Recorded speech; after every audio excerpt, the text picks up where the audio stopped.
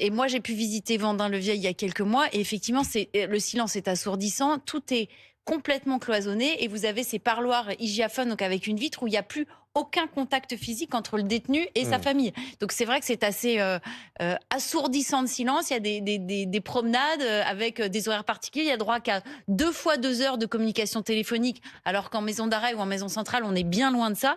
Et il faut mettre en lumière la décision qui a été rendue hier sur Redouane Faïd, avec des critères qui jugent indignes les conditions d'incarcération. Alors, le parquet général vient de se pourvoir en cassation, mais quand même, je Mmh. pense que vous, avocat, vous regardez de très près cette décision qui a été rendue hier parce que ça ouvre, Parce que lui aussi est à l'isolement total. effectivement, ça ouvre des perspectives.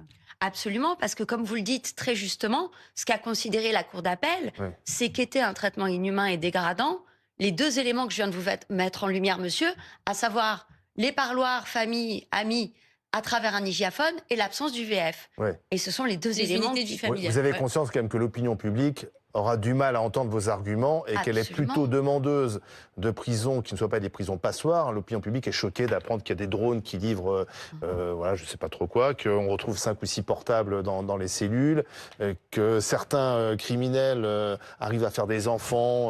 Enfin voilà, quand on raconte ce genre de choses,